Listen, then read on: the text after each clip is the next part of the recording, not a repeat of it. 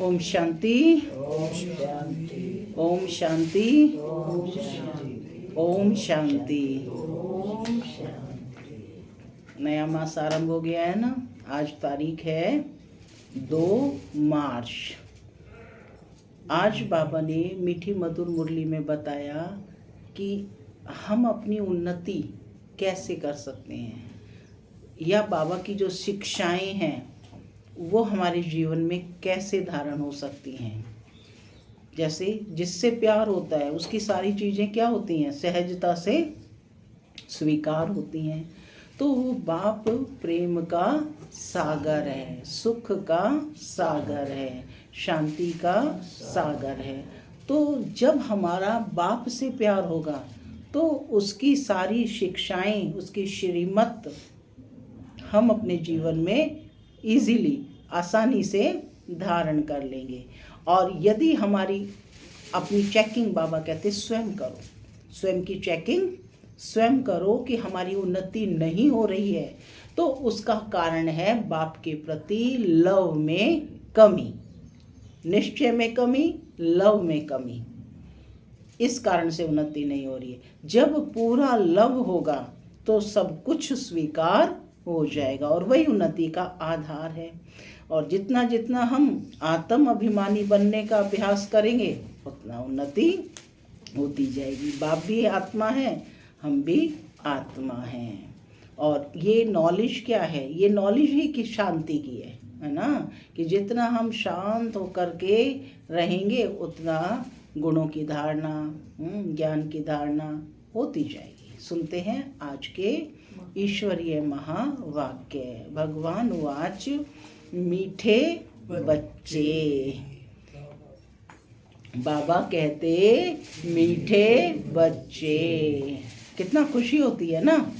यह नॉलेज बिल्कुल शांति की है, इसमें कुछ भी बोलना नहीं है।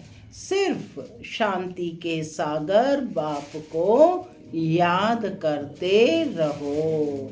यह नॉलेज बिल्कुल शांति की है, इसमें कुछ भी बोलना नहीं है। सिर्फ शांति के सागर बाप को याद करते रहो। मुरली से प्रश्न है, उन्नति का आधार क्या है? बाप की शिक्षाओं को धारण कब कर सकेंगे?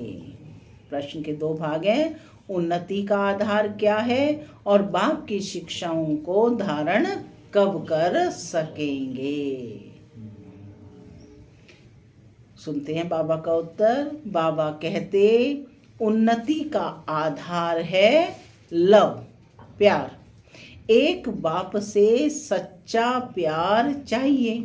नजदीक रहते भी यदि उन्नति नहीं होती है तो जरूर लव की कमी है। लव हो तो बाप को याद करें। याद करने से सब शिक्षाओं को धारण कर सकते हैं। उन्नति के लिए अपना सच्चा सच्चा चार्ट लिखो। बाबा से कोई भी बात छिपाओ नहीं। आत्म अभिमानी बनते, बाबा कहते खुद को सुधारते रहो। आत्म अभिमानी बनते खुद को सुधारते रहो। ओम शांति। मैं आत्मा शांत स्वरूप हूँ, शांति मेरा स्वधर्म है।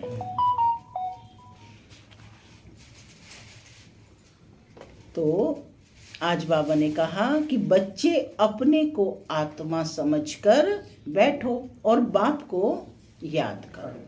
बाबा पूछते हैं, जब भी कहाँ सभा में भाषण करते हो तो घड़ी घड़ी ये पूछते हो कि तुम अपने को आत्मा समझते हो या देह? प्रश्न करते हैं ना कि आत्मा समझकर बैठे हो या देह समझकर? कैसे बैठे हो? आत्मा समझकर। तो अपने को आत्मा समझकर यहाँ बैठो। आत्मा ही पुनर्जन्म में आती है। अपने को आत्मा समझ परम पिता परमात्मा को याद करो। बाप को याद करने से ही तुम्हारे विकर्म विनाश होंगे।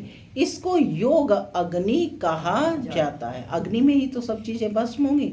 हाँ, तो कहा कि याद क्या है? अग्नि है। योग अग्नि कहा जाता है। निराकार बाप निराकार बच्चों को कहते हैं, मुझे याद करने से तुम्हारे पाप कट जाएंगे और तुम पावन बन जाएंगे। फिर तुम मुक्ति, जीवन मुक्ति को पाएंगे। सभी को मुक्ति के बाद जीवन मुक्ति में आना है जरूर। तो घड़ी घड़ी यह कहना पड़े कि अपने को आत्मा निश्चय करो, अपने को आत्मा निश्चय करके बैठो। भाइयों और बहनों, अपने को आत्मा समझ बैठो और बाप को याद करो। ये फरमान बाप ने ही दिया है। यह है याद की यात्रा। बाप कहते हैं, मेरे साथ बुद्धि का योग लगाओ तो तुम्हारे जन्म जन्मांतर के पाप भस्म हो जाएंगे। यह घड़ी घड़ी तुम याद कराएंगे, समझाएंगे, तब समझेंगे कि आत्मा अविनाशी है और देह विनाशी है। ये बातें सब पता है, लेकिन फिर भी बाबा कहते घड़ी घड़ी समझाएंगे तब बुद्धि में निश्चय बैठेगा। अविनाशी आत्मा ही विनाशी देह धारण कर पार्ट बजाए एक शरीर छोड़ दूसरा लेती है। आत्मा का स्वधर्म तो शांति है। क्या है आत्मा का स्वधर्म? शांति है। वह अपने स्वधर्म को भी नहीं जानते हैं। अब बाप कहते हैं, मुझे याद करो तो तुम्हारे विकर्म विनाश होंगे।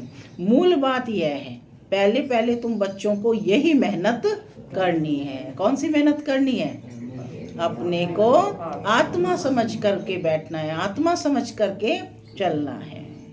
तो बाबा कहते पहले पहले तुम बच्चों को यही मेहनत करनी है।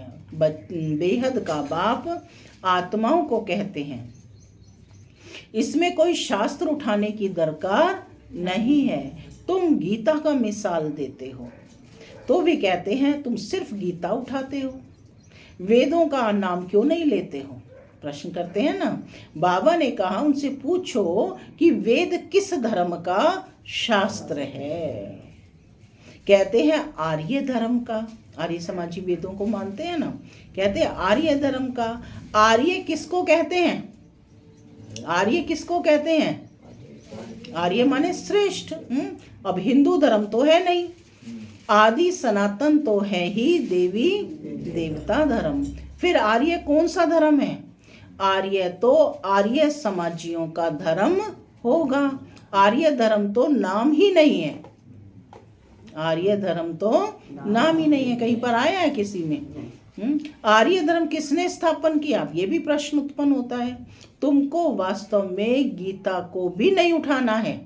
बाबा ने कहा पहली बात है अपने को आत्मा समझ बाप को याद करो तो सतो प्रधान बन जाएंगे।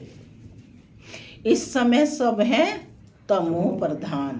पहले पहले तो बाप का ही परिचय देना है। किसी भी आत्मा को पहले बाप का परिचय देना है। जब बाप में निश्चय हो जाए तब आगे सुनाना है।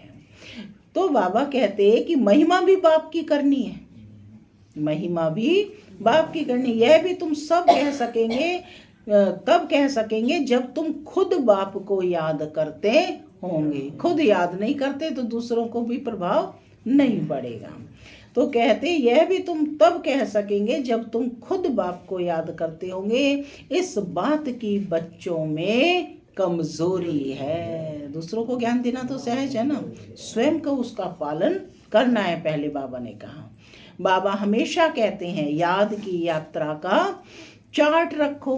दिल से हर एक पूछे कि हम कहाँ तक याद करते हैं। बाबा ने कहा ना अपनी चेकिंग स्वयं करें कि हम कहाँ तक याद करते हैं। तुम बच्चों की दिल में अथाह खुशी रहनी चाहिए। तुमको अंदरूनी खुशी होगी, तुमको अंदरूनी खुशी होगी तो दूसरों को भी समझाने का असर होगा। पहली मूल बात यही कहना है कि भाइयों और बहनों अपने को आत्मा समझो। ऐसे और कोई सत्संग में नहीं कहेंगे। वास्तव में सत्संग कोई है नहीं, सत्य का संग एक ही है, बाकी है कुसंग। यहाँ है बिल्कुल नई बात। क्या कहा बाबा ने? यहाँ है बिल्कुल नई बात। वेदों से कोई धर्म स्थापन हुआ ही नहीं है, तो हम वेदों को क्यों उठाएं? कोई में भी यह नॉलेज है नहीं। खुद ही कहते हैं नेति नेति, अर्थात हम नहीं जानते हैं। तो नास्तिक हुए ना। अब बाप स्वयं कहते हैं कि आस्तिक बनो। क्या बनना है? आस्तिक बनो। अपने को आत्मा समझो। आस्तिक कौन है? जो आत्मा के बहाने में रहता है वह आस्तिक है। तो कहते हैं आस्तिक बनो, अपने को आत्मा समझो। ये बातें गीता में कुछ हैं, वेदों में है नहीं। वेद उपनिषद तो ढेर हैं। अब वह किस धर्म का शास्त्र है? मनुष्य तो अपनी बातें करते हैं, तुमको किसका भी सुनना नहीं है। बाप तो सहज समझाते हैं कि अपने को आत्मा समझ, बाप को याद करो तो पावन बन जाएंगे। इसलिए वर्ल्ड की हिस्ट्री, ज्योग्राफी को जानना है। तुम्हारा यह त्रिमूर्ति गोला है। मुख्य इनमें सब धर्म आ जाते हैं। पहले पहले है देवी देवता धर्म। बाबा ने कहा त्रिमूर्ति गोला बड़ा बड़ा बनाकर दिल्ली के मुख्य स्थान पर, जहां आना जाना बहुत हो, वहां लगा दो। लगा होगा तो पूछेंगे ना कि ये क्या है। टीन सीट पर हो। देखो बाबा कैसे बताते हैं कि किस तरह से सर्विस को करो। कहते हैं कि टीन के सीट पर हो। सीढ़ी में तो और धर्मों का नहीं आता है। सीढ़ी में तो सिर्फ देवी देवता धर्म। मुख्य ये दो चित्र हैं, समझाना ही इस पर है। पहले है बाप का परिचय, बाप से ही वर्षा मिलता है। इस बात का निश्चय कराने बगैर तुम्हारा कुछ भी कोई समझ नहीं सकेगा। एक बाप को ही नहीं समझा तो दूसरे चित्रों पर ले जाना ही फालतू है। अलफ को समझने बगैर कुछ भी समझेंगे नहीं। तो सबसे पहले किसका परिचय देना है? बाप का। बाप के परिचय बगैर और कोई भी बात ना करो। बाप से ही बेहद का वर्षा मिलता है। बाबा ख्याल करता है, ऐसी सहज बात क्यों नहीं समझते हैं। देखो विदेशों में भी जो सेवाएं हैं ना, वो सिर्फ गॉड को निश्चय कराया। पहले दादी जानकी का इसमें बहुत बड़ा भूमिका रही है कि वो सबसे पहले जो है गॉड में निश्चय कराती थी कि गॉड में निश्चय है तो उनको आगे जो है कोर्स कराना है। तो बाबा कहते कि अलफ को समझने के बगैर कुछ भी समझेंगे नहीं। बाप के परिचय बगैर और कोई भी बात ना करो। बाप से ही बेहद का वर्षा मिलता है। बाबा ख्याल करता है, ऐसी सहज बात क्यों नहीं समझते। तुम्हारी आत्मा को तुम्हारी आत्मा बाप का बाप वह शिव है, उनसे ही वर्षा मिलता है। तुम सब आपस में ब्रदर्स हो, भाई भाई हो। सब जब इस बात को भूलते हो तब तमो प्रधान बन जाते हो। अब बाप को याद करो तो सतो प्रधान बन जाएंगे। मूल बात है ही रचयिता और रचना को जानना। कोई भी जानते नहीं, ऋषि मुनि भी जानते नहीं थे। तो पहले बाप का परिचय दे, सबको आस्तिक बनाओ। क्या करना है? सबसे पहले बाप का परिचय दे, सबको आस्तिक बनाना है। बाप कहते हैं मुझे जानने से तुम सब कुछ जान जाएंगे। मुझे जानने से तुम सब कुछ जान जाएंगे। डायरेक्ट स्पीच है। मुझे नहीं जाना तो कुछ भी समझेंगे नहीं। मुफ्त तुम अपना टाइम वेस्ट करते हो। चित्र आदि भी जो ड्रामा अनुसार बने हैं वही ठीक हैं, परंतु तुम इतनी मेहनत करते हो फिर भी किसकी बुद्धि में बैठता नहीं है। बच्चे कहते हैं बाबा क्या हमारे समझाने में कोई भूल है? बाबा फट से कह देते हैं हाँ भूल है। अलफ को नहीं समझा है कि तुमने अलफ यानी सबसे पहले परमात्मा गॉड बाप का ही परिचय अच्छे से नहीं समझा है। तो कहते अलफ को ही नहीं समझा है तो फट से रवाना कर दो। यदि आत्मा बाप में ही निश्चय नहीं है तो उसे बाकी ज्ञान सुनाने का कोई फायदा नहीं है। तो हम तो क्या करते हैं देते जाते हैं डोज, है ना। लेकिन बाप समझा रहे हैं कि फट से रवाना कर दो। अलफ को ही नहीं समझा है तो बोलो जब तक बाप को नहीं जाना तब तक तुम्हारी बुद्धि में कुछ भी बैठेगा नहीं। तुम भी जब देही अभिमानी अवस्था में नहीं रहते हो तो आंखें क्रिमिनल रहती हैं। सिविल तब बनेंगी जब अपने को आत्मा समझेंगे। देही अभिमानी होंगे तो फिर तुमको आंखें धोखा नहीं देंगी। देही अभिमानी नहीं तो माया धोखा देती रहेगी। इसलिए पहले तो आत्म अभिमानी बनना है। बाबा कहते हैं अपना चार्ट दिखाओ तो मालूम पड़े माने कितनी उन्नति की है। अगर अभी तक झूठ पाप गुस्सा है तो अपना ही सत्यानाश करते हो। बाबा चार्ट देखकर समझ जाते हैं कि यह सत्य लिखा है या अर्थ भी नहीं समझा है। पहले तो सभी सेंटर से चार्ट मंगाए जाते थे, पूरा रजिस्टर मंगाया जाता था और चेक किया जाता था। तो कहते हैं कि बाबा चार्ट देखकर समझ जाते हैं। अब विस्तार हो गया है ना सेवाओं का बहुत। यह सत्य लिखा है या अर्थ भी नहीं समझा है। सब बच्चों को बाबा कहते हैं चार्ट लिखो। क्या कहा है? चार्ट लिखो। लिखते हैं सब। जो बच्चे योग में नहीं रहते वह इतनी सर्विस भी नहीं कर सकते। जोहर नहीं भरता।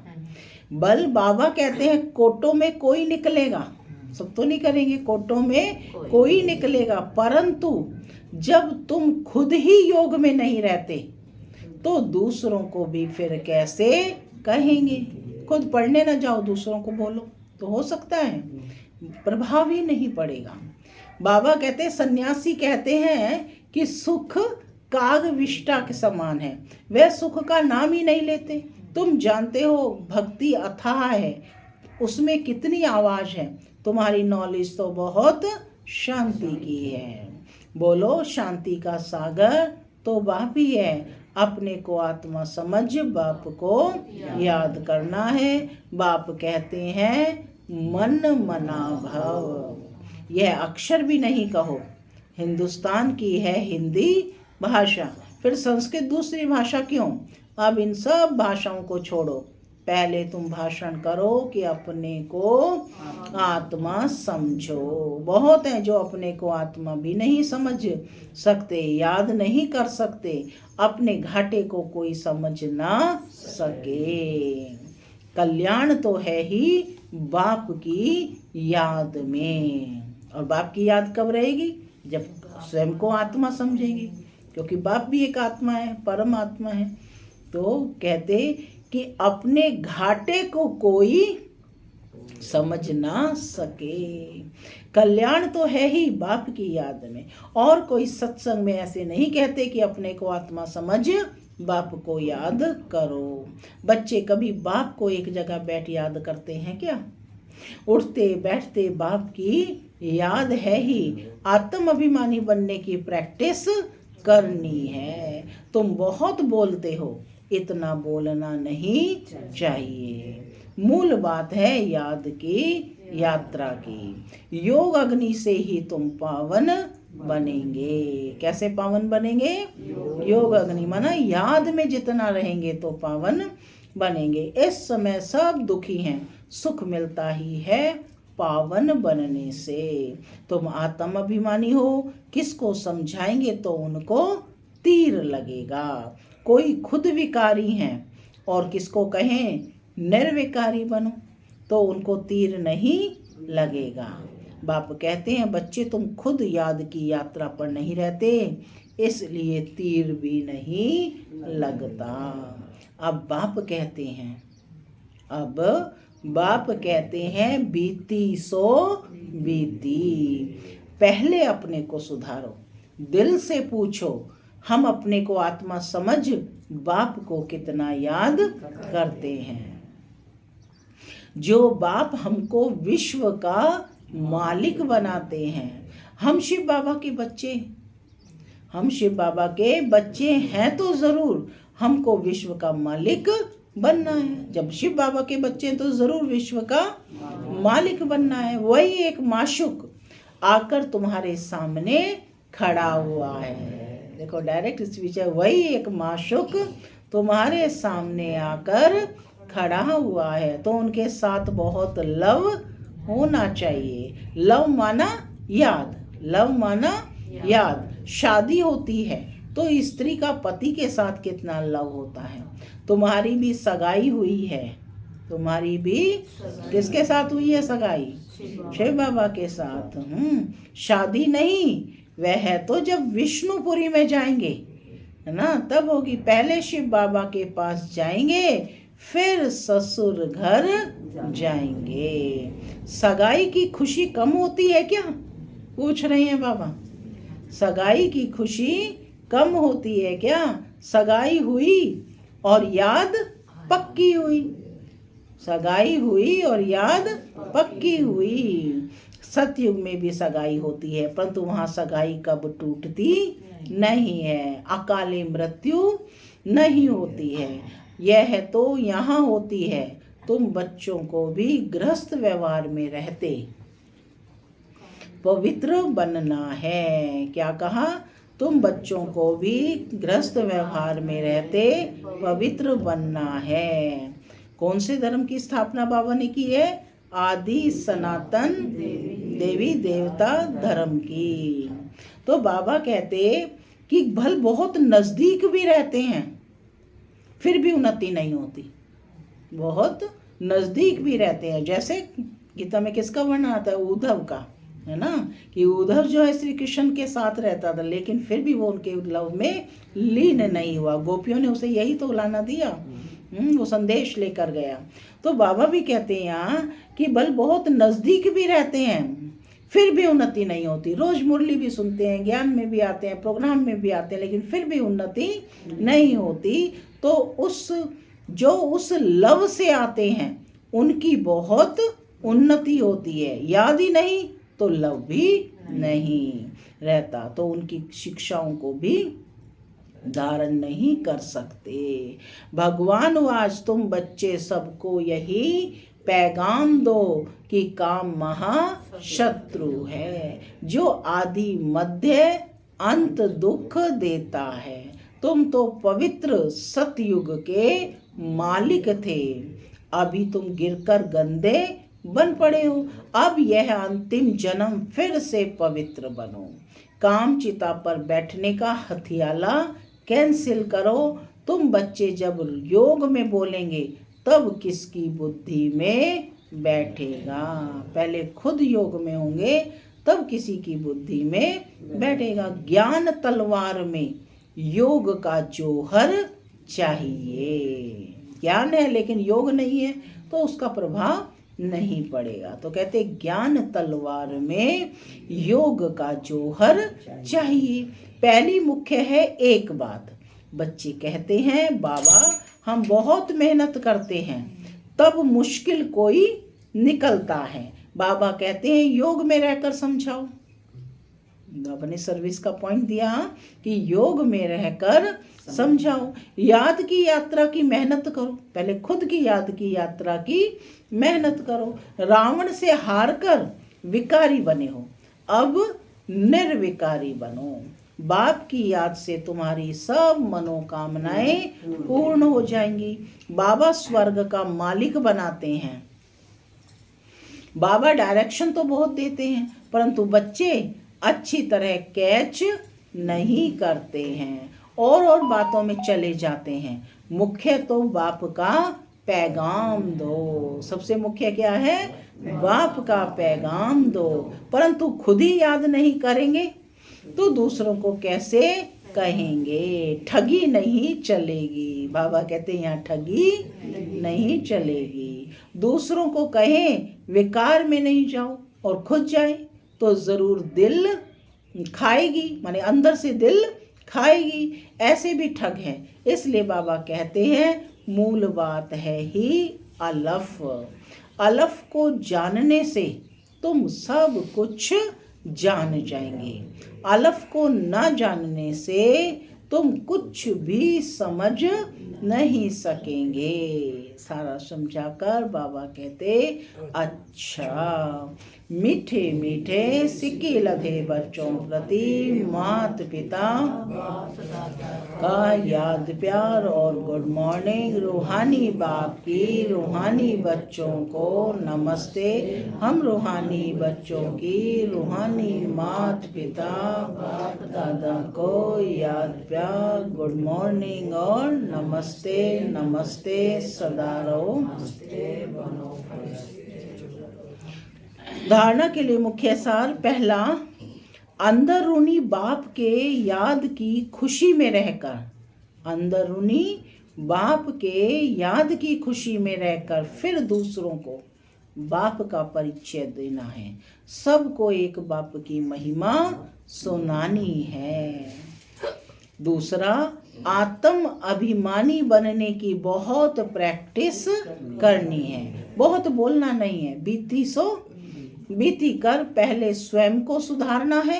याद की यात्रा का सच्चा सच्चा चार्ट रखना है। आज का वरदान है, ब्राह्मण जीवन में वैरायटी अनुभूतियों द्वारा, ब्राह्मण जीवन में वैरायटी अनुभूतियों द्वारा रमणीकता का अनुभव करने वाले, रमणीकता का अनुभव करने वाले संपन्न आत्मा भव।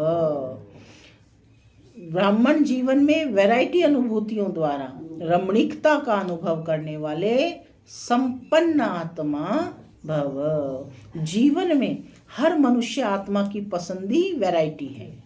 तो सारा दिन में भिन्न भिन्न संबंध, भिन्न भिन्न स्वरूप का वैरायटी अनुभव करो तो बहुत रमणीक जीवन का अनुभव करेंगे। ब्राह्मण जीवन भगवान से सर्व संबंध अनुभव करने वाली संपन्न जीवन है। इसलिए एक भी संबंध की कमी नहीं करना। अगर कोई छोटा या हल्का आत्मा का संबंध मिक्स हो गया तो सर्व शब्द समाप्त हो जाएगा। सर्व संबंध है ना बाप से, जहाँ सर्व है वहाँ ही संपन्नता है। इसलिए सर्व संबंधों से स्मृति स्वरूप बनो। सर्व संबंधों से स्मृति स्वरूप बनो। स्लोगन है, बाप समान अव्यक्त रूपधारी बन, प्रकृति के हर दृश्य को देखो तो हलचल में नहीं आएंगे। बाप समान अव्यक्त रूपधारी बन, प्रकृति के हर दृश्य को देखो तो हलचल में नहीं आएंगे। ओम शांति।